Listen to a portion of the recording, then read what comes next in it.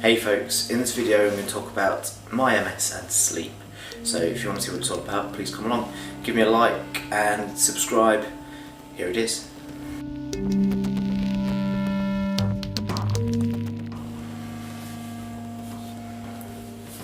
Right then guys, thanks for coming along. MS and sleep. When I was first diagnosed with MS 10 years ago, I was put onto a injection every other day called beta-ferron, and beta-ferron gives you really bad flu-like symptoms the next day. So I'll have an injection. They advised me to have the injection at night time to try and sleep through the worst of the side effects. And I found to start with that I needed to drink a ton of water and I needed to sleep a lot. And that's changed over time. I don't know how long it took to change, but I found that I now drink less water. I don't need so much. I don't know if that's just my body getting used to the injections. I was always thirsty, couldn't quench the thirst. And then now I don't need as much sleep. And I kind of found a pattern, I fell into a pattern, and it was quite easy for me to work out in the end.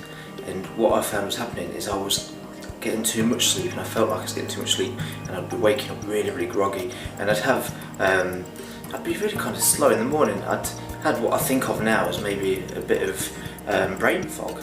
When I woke up I was quite confused and quite dazed and hard to concentrate, and it would take me probably half a day to get going. And then after the half a day, then I wasn't feeling too bad. But that would be on an injection day or a normal day, and I think it's because I was having too much sleep. And what I did in the end is I started going to bed later each night. I wake up at the same time each day. I have an alarm set, and I have a little boy who's like an alarm who wakes up every morning. And you know, the time I wake up is always the same. And I'm very lucky because I can fall asleep as soon as my head touches the pillow. And I think now with the sleep pattern that I do, I find it a lot easier to fall asleep straight away.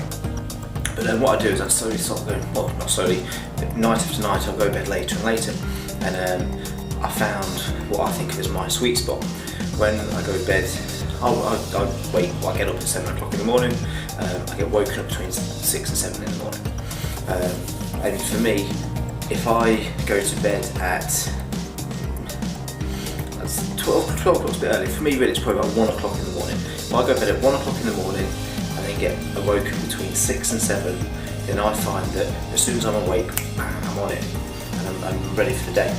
If I have an hour longer, if I go to bed at 12 and don't wait till 7, then that's it, I'm starting to get groggy. If I go to bed at 11 o'clock at night and then wake up at 7, then I am like a zombie walking around the next day. So for me, that sweet spot was about 1 o'clock. Some days I do feel a little bit more tired, say if I've had a tiresome day, or if I've had a good run of 1 o'clock nights, then I do find that sometimes I need to go to bed a little bit earlier, and you'll feel that, you'll know when that needs to happen. But for me, I find that I can go to bed at 1 o'clock each morning, wake up at 7, between 6 and 7 the next day, and I can go like that for months and feel perfect every day, in the sense of wake up and feel, sort of on the ball, ready to rock and roll. And I was not a morning person before. I was always groggy, and that's been since a child. I was always waking up feeling groggy, and now that's changed. When I wake up, then I do feel like I'm ready to go. So for me, I just slowly moved going to bedtime until I found what worked, and that for me is 1 o'clock. But I'm very lucky because as soon as my head touches the pillow, then I'm gone. And now with the sleep pattern, I tend to find that when I go to bed, I don't think I'm even awake for 2 minutes. I think I get myself comfortable, I close my eyes, and I don't even have time to think about things. I lie down, and then I don't know, maybe even a minute, and I'm gone, I'm out. And that is it. I have a solid night's sleep until then. I get woken up at between 6 and 7 in the morning, and I get that every day, and it works brilliant.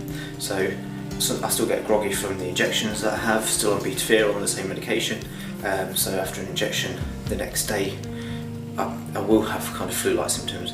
They're nowhere near as bad as they used to be. I don't know if I just cope with them better now, or if it's just that I've adapted over time and the symptoms aren't as bad.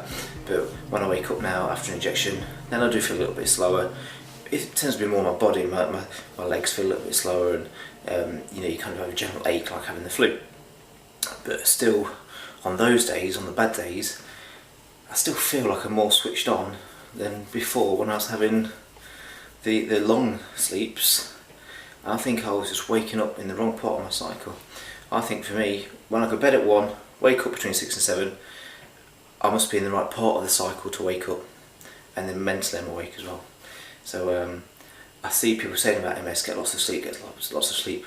I think it's right, I think you need to get the right amount of sleep, but I think you need to wake at the right point as well, and then that way you're not going to get the grogginess and the feelings that I was getting of what could be called cog fog or brain fog. So yeah, so that's it. Be interesting to know what you guys think. Do you guys have lots of sleep and feel groggy? Are you, someone like myself who has a very small amount of sleep, 5 hours, 6 hours a day, and still feels like they're getting plenty of sleep? Be interesting to know, because I see a lot of people saying for MS you need to get lots of sleep, and I don't think that's right. I think you need to get the right amount of sleep. So please comment below. I'd love for you all to comment, everybody that watches this video to comment, and then if you do like my videos, please give me a thumbs up, let me know you're liking this video. If you don't like this content, then don't give me a thumbs up, but still please subscribe, and then if you do see a video you like, give me a thumbs up. But then also please subscribe to my videos. I'll keep making these videos, hopefully you'll keep coming back and watching them, and then I can make more. Right, that's it for now. That's it, that's the lot. See you all later. Thanks for coming, take care.